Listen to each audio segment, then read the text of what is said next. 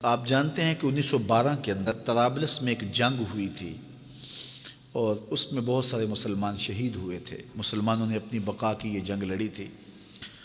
تو اب اقبال اس کا حوالہ دے کہ حضور کی بارگاہ میں ایک اللہ اکبر، گراں جو مجھ پر ہنگامہ زمانہ ہوا، گراں مجھ پر جو ہنگامہ زمانہ ہوا، جہاں سے باندھ کے رخت سفر روانہ ہوا۔ یہ تصور کی کائنات ہے۔ فرشتے بزم رسالت میں لے گئے مجھ کو،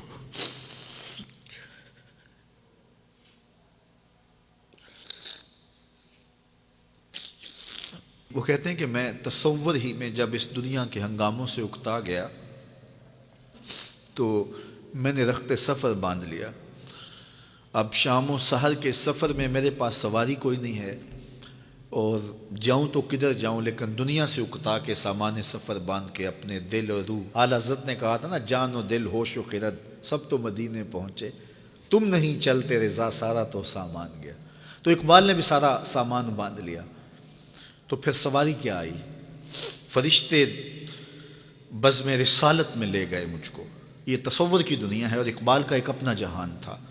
حضور آیا یہ رحمت میں لے گئے مجھ کو، کہا حضور نے اے اندلیب باغ حجاز،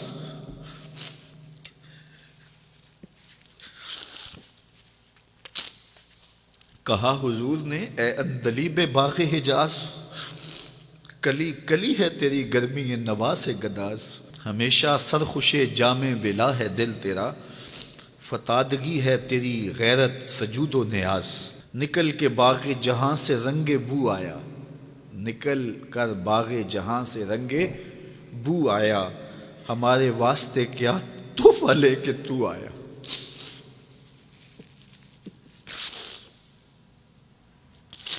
کہتے ہیں کہ حضور نے مجھے کہا کہ باغ حجاز کے بلبل تیری نوا سے کلی کلی پگھل رہی ہے، تو ایسے باغ سے نکل آیا جس طرح پھول سے خوشبو نکل کے آتی ہے، تو بتا میرے لیے تو تحفہ کیا لے کر آئے؟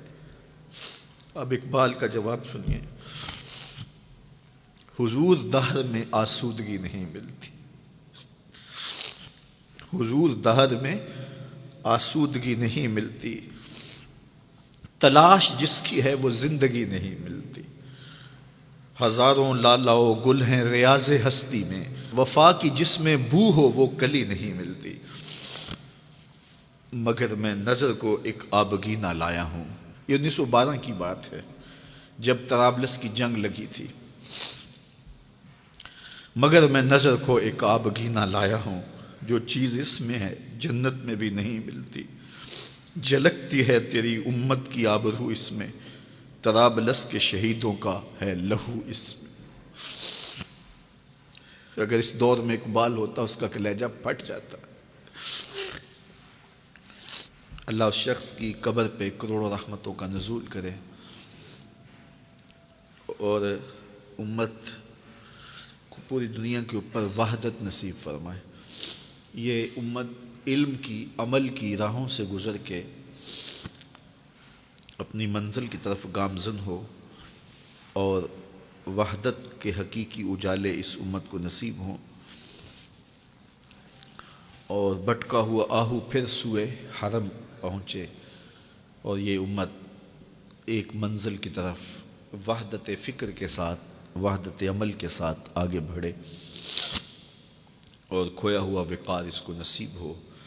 اقبال کے انہی لفظوں کے ساتھ میں اپنی گفتگو کو اختتام کی طرف لے جاتا ہوں۔